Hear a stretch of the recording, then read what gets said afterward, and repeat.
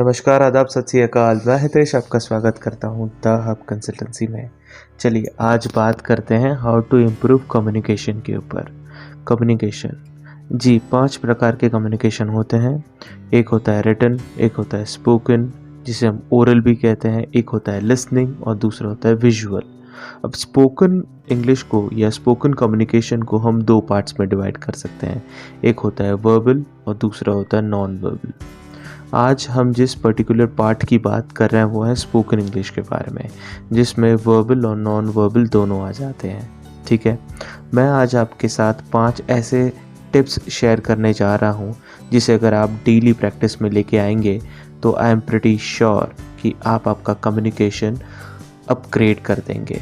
इस बात में कोई दो राय नहीं कि कोई भी प्रयास तब तक सफल नहीं हो सकता जब तक आप खुद के अंदर बिलीव ना रखें। तो आपको खुद के ऊपर पूरा बिलीव रखना है और साथ में ये जो मैं 5 टिप्स आपको दे रहा हूँ, इन टिप्स का आपको सही तरीके से प्रयोग करना है। टिप्स को समझना ज़रूरी है, इसीलिए ध्यान से सुने।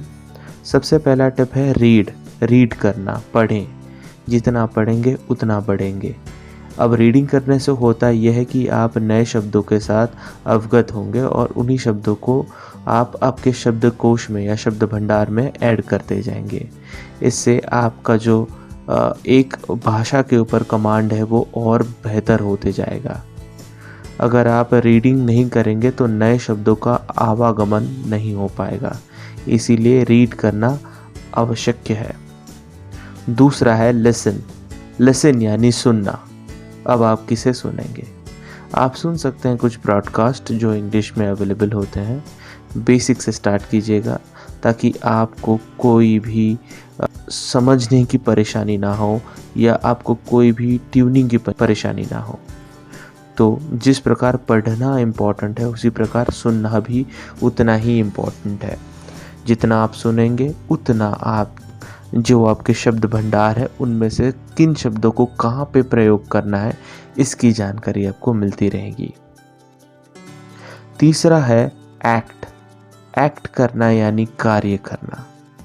देखिए होता यूं है, हम रीडिंग तो कर लेते हैं और सुनना भी पसंद करते हैं, परंतु बोलने से कतराते हैं, एक्ट करने से कतराते हैं।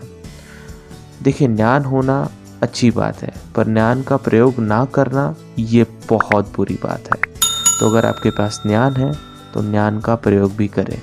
उस ज्ञान का तब तक कोई उपयोग नहीं जब तक आप उसका प्रयोग करके उसमें से होने वाले रिजल्ट्स की अनुभूति ना लें। तो आपको एक्ट करना भी उतना ही ज़्यादा इम्पॉर्टेंट है।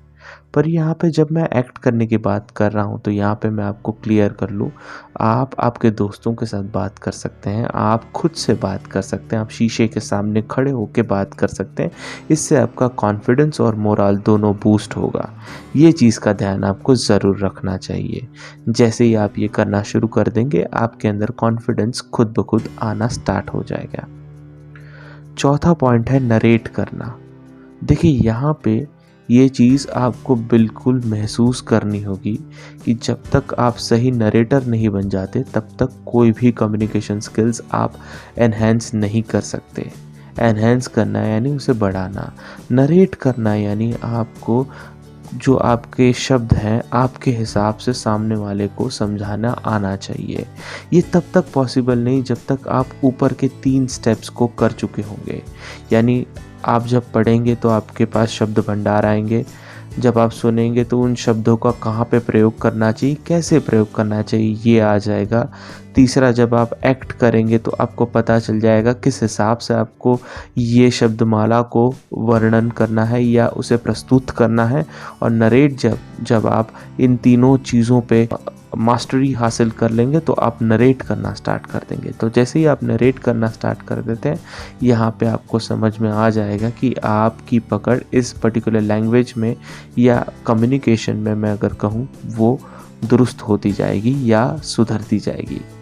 अब जब ये चारों स्टेप आप कर रहे होंगे या आप कर चुके होंगे, एक चीज़ जैसे मैंने आपको सबसे शुरुआत में भी कहा था वो आपको करनी होगी, वो है बिलीव इन योरसेल्फ, यानी खुद पे भरोसा। अब ये क्यों ज़रूरी है? जब तक आप खुद पे भरोसा नहीं करेंगे तब तक आप एक अच्छे स्पीकर नहीं बन पाएंगे। तो आपको अगर कम्युनिकेशन पे कमांड बढ़ानी है, अगर आपको आगे बढ़ना है और खुद की कम्युनिकेशन को इम्प्रूव करना है, तो इन 5 स्टेप्स को अच्छे से फॉलो करें और एक एक करके इसे कंप्लीट करने की कोशिश करें। इससे आपके अंदर एक अलग सा कॉन्फिडेंस आ जाएगा, इस बात की गारंटी मैं ले लेता हूँ। इसी के साथ यदि आपको ऐसे ही कुछ और कंटेंट्स की ज़रूरत हो तो आप इस चैनल को सब्सक्राइब कर लें और लाइक करके इस वीडियो को शेयर ज़रूर करें, ठीक है।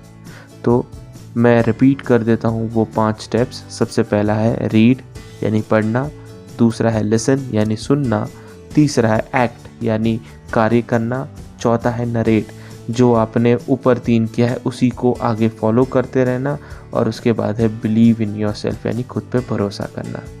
इसी के साथ आज का वीडियो यहीं समाप्त करते हैं।